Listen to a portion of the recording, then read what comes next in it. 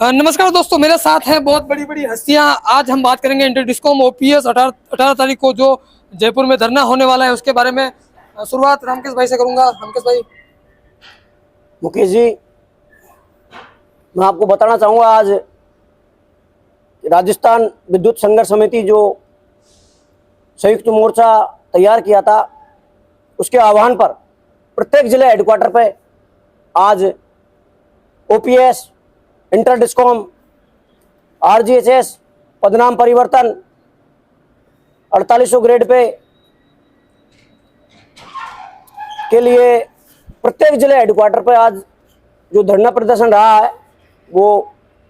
लगभग बहुत अच्छे जोश और उत्साह के साथ साथियों ने भाग लिया है और उम्मीद करते हैं कि आने वाली 18 तारीख को विद्युत भवन पर बहुत बड़ी संख्या में राजस्थान के समस्त जिलों से कर्मचारी पहुंचेंगे, जिससे इंटर डिस्कॉम और ओपीएस, पदनाम परिवर्तन जैसी अन्य 5 मांगों का निस्तारण के लिए पूरे प्रयास होंगे कि कर्मचारियों को कुछ बड़ी सौगात मिले, क्योंकि सामने बजट आ रहा है और उम्मीद करते हैं कि इस बजट में कम से कम कर्मचारियों को जो उनकी ज्वलंत समस्या है, इन सभी समस्याओं से निजात मिले। आतिश भाई से मैं ये जानना चाहूंगा, आतिश भाई, जो ये संयुक्त संघर्ष समिति जो बनी है, इसकी जो डिटेल में जो सारी मांगे हैं वो कौन कौन सी है? आप क्रम वाइज ना बताकर किसी भी क्रम में बताइए, लेकिन जो मुख्य जो मांगे हैं, जो जिसके लिए धरना हो रहा है, वो मांगे कौन कौन सी है? एक ऐसा विभाग है जिसमें लगातार कर्मचारियों का और अधिकारियों का शोषण हो रहा है। हमारे कर्मचारी संगठन गंभीर है और इसी हमारे कर्मचारियों के साथ जो गलत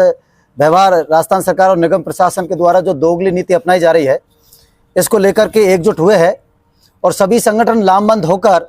कर्मचारियों की जो ज्वलंत समस्याएं हैं उन पर उन्होंने ये आह्वान किया है कि 11 जनवरी 2023 को प्रत्येक जिला हेडक्वार्टर पर सभी संगठन संयुक्त रूप से ज्ञापन देंगे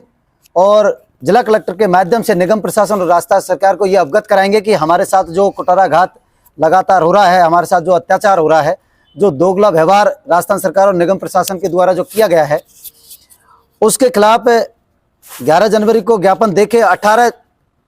जनवरी को विद्युत भवन राजस्थान जयपुर हेडक्वार्टर पर धरना और ज्ञापन का कार्यक्रम है। और यदि राजस्थान सरकार से हम भी यही उम्मीद करते हैं, निगम प्रशासन और राजस्थान सरकार से, और माननीय मुख्यमंत्री महोदय जी से विशेष अनुरोध, ये सभी बिजली बोर्ड के घटक संगठन है, ये भी आशा करते हैं कि आप हमारी मांगे हैं उन पर सकारात्मक रूप अपनाएं और सकारात्मक रूप अपनाते हुए हमारे कर्मचारियों की जो ज्वलंत समस्याएं हैं, जिसमें ओपीएस, जो कि माननीय यशस्वी मुख्यमंत्री महोदय ने राजस्थान के सभी विभाग के कर्मचारियों को घोषणा बजट सत्र में की थी और सभी को दे दी है, मात्र एक विभाग जो विद्युत विभाग है, जिनके कर्मचारी और अधिकारियों को जो 1/4/2004 के बाद में निगम के अंदर के कर्मचारी जो भर्ती हुए हैं निगम में,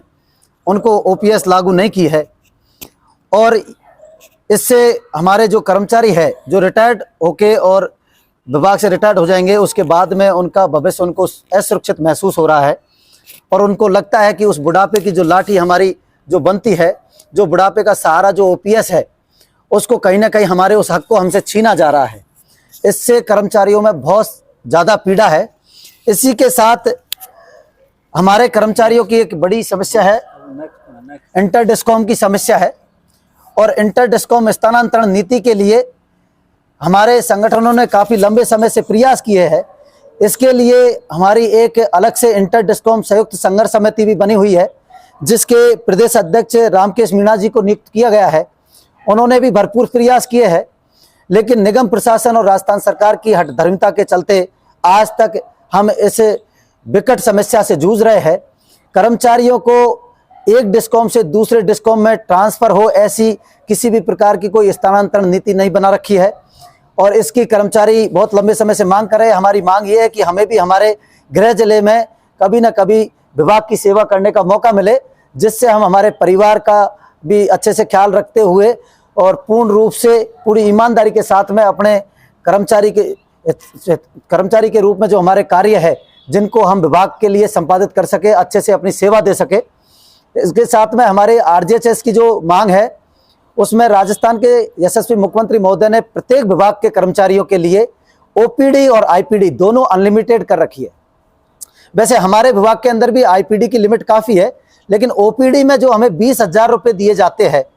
कर्मचारियों की काफ़ी गंभीर समस्याएं, परिवार के अंदर किसी न किसी समस्या से जूझे होते हैं, काफ़ी गंभीर बीमारियां होती है जिनमें 20,000 रुपये की लिमिट बहुत कम है और इसको बढ़ाने के लिए वापस हमें अप्रूवल लेनी पड़ती है और उसके बाद काफ़ी बार कर्मचारियों की अप्रूवल एक्सेप्ट नहीं होती है, जिसके कारण उनको भारी समस्याओं का सामना करना पड़ता है। इसलिए जब बार बार यदि हमें अप्रूवल लेके और वापस हमारे अप्रूवल हो जाती है और वापस हमारे अकाउंट में यदि आरजीएचएस के द्वारा अप्रूवल देकर 20,000 रुपये की लिमिट बढ़ा दी जाती है, तो क्यों ना इसको डायरेक्टली ही अनलिमिटेड कर दी जाए, जिससे कर्मचारियों को बार बार अप्रूवल लेने की जो समस्या है इससे निजात मिल सके। इसके साथ ही हमारे जो इंजीनियर साथी है उनकी 4800 ग्रेड पे की मांग है और ये बिल्कुल वाजिब मांग है। सभी विभागों में ये 4800 ग्रेड पे जेईएनओ को, कनिष्ठ अभियंताओं को दी जा रही है और ये एक तरह से बिजली विभाग के जो कनिष्ठ अभियंता है उनके साथ में एक तरह की बेईमानी है और उनके साथ ये एक तरह का सौतेला व्यवहार है। तो हमारी मांग ये है कि हमारे जो कनिष्ठ अभियंता महोदय है उनको समय पर उनका मान सम्मान और उनका हक मिलना चाहिए, उनको 4800 ग्रेड पे दी जानी चाहिए। हमारे तकनीकी कर्मचारी साथी है जो सेमी स्किल्ड श्रेणी में आते हैं, उनको हेल्पर पद से जो नवाजा गया है, ये एक तरह से उनके आत्मसम्मान पर कुठाराघात किया गया है। तो हम चाहते हैं कि हमारे जो मांग है टेक्नीशियन प्रथम, द्वितीय और तृतीय के नाम से हमारे इसके लिए बहुत लंबे समय से मांग चल रही है, जिसको कोऑर्डिनेशन कमेटी से पास करके वित्त विभाग में भेज दिया गया था, लेकिन उसको वापस भेज दिया गया। उस पर विचार करने के बाद में पता नहीं किस तरह से उसको वापस किया है। अभी वापस कोऑर्डिनेशन कमेटी से पास करके वित्त विभाग में वो मांग लंबित है, उस पर भी सकारात्मक रुख के लिए हमें बोला गया है। जो अधिमानता वाला दूसरा हमारा है वो है टेक्निकल कर्मचारियों की 3 डिस्कॉम डिस्ट्रीब्यूशन में है, जोधपुर डिस्कॉम, जयपुर डिस्कॉम और अजमेर डिस्कॉम। हमारे दूसरे डिस्कॉम में हमारी जो प्रमोशन है वो टाइम बॉन्ड है, तो जयपुर डिस्कॉम के अंदर डेट ऑफ ज्वाइनिंग से उसका फायदा मिल रहा है और अजमेर डिस्कॉम में भी डेट ऑफ ज्वाइनिंग से मिल रहा है। जोधपुर डिस्कॉम में डेट ऑफ ज्वाइनिंग से फायदा नहीं दिया जा रहा है, जिससे कर्मचारियों को लगभग साल भर का नुकसान, प्रत्येक कर्मचारी को साल भर के आसपास में इस चीज़ का नुकसान हो रहा है।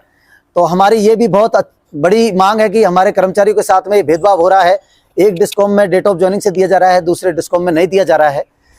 इसकी भी राजस्थान सरकार से हमारी मांग है कि इसको जल्द से जल्द पूरा किया जाए। दूसरी हमारे अधिमानता नियुक्ति वाले जो कर्मचारी साथी है, जिनकी जो नियुक्ति होती है वो जो हायर सेकेंडरी पास जो होते हैं उनको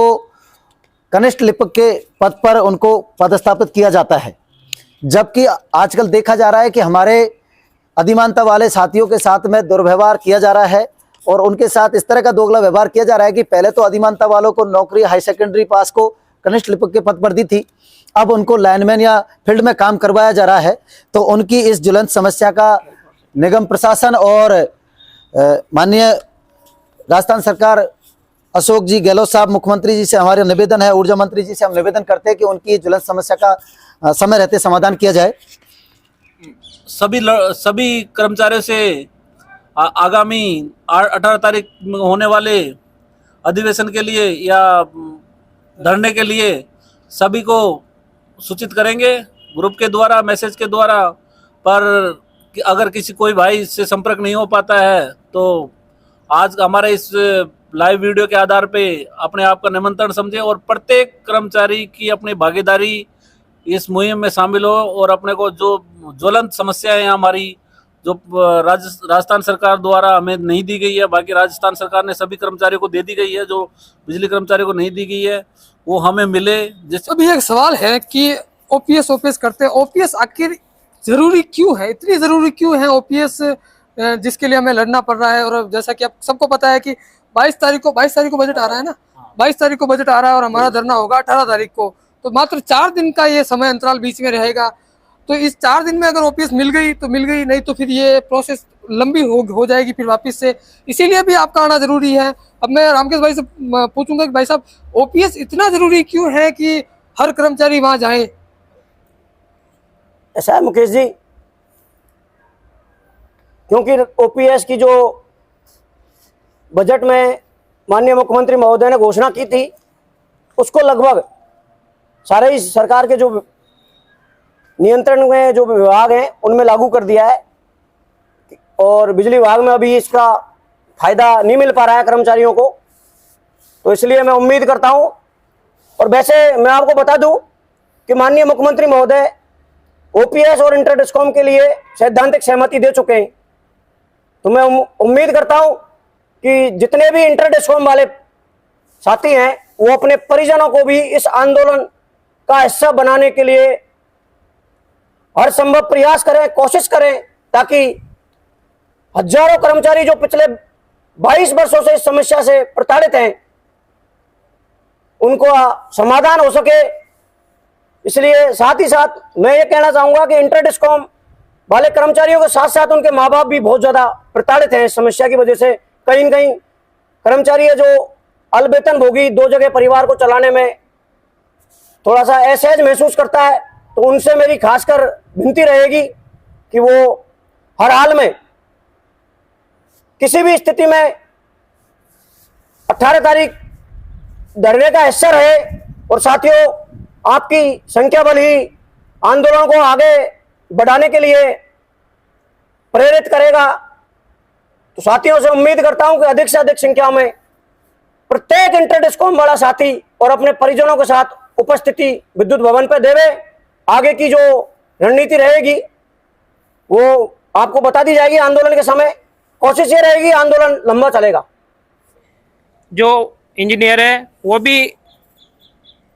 इस धरने में शामिल होंगे या नहीं, इसमें आपका क्या मत है? मैं आपको बताना चाहूंगा कि जब राजस्थान विद्युत कर्मचारी अधिकारी संयुक्त संघर्ष समिति बनाई थी, उस दौरान इंजीनियर साथी उस वार्ता में शामिल थे और उन्होंने सहमति दी थी। लेकिन कल रात को मैसेज मिला मीडिया के माध्यम से, तो उन्होंने लिखा है कि हमने हमारा जो इसमें जो उनका उसको अलग कर लिया है, मतलब उन्होंने अपने आंदोलन में सहमति वापस ले लिया, उनका समर्थन वापस ले लिया है। लेकिन मैं वापस आज इस चैनल के माध्यम से सभी इंजीनियर साथियों को एवं जितने भी संगठन या जो भी संघर्ष समितियां अभी बाकी हैं जो इस आंदोलन का हिस्सा नहीं बने आज, उन सभी से गुजारिश है कि वो सभी सारे मतभेद भुला के वापस इस, मैं तो ये कहूंगा, इस महायज्ञ में अपने आहुति देवे, ताकि बिजली कार्मिकों के परिजनों को और उनके परिवार को भी कुछ सौगात इस सरकार से दिलाई जा सके।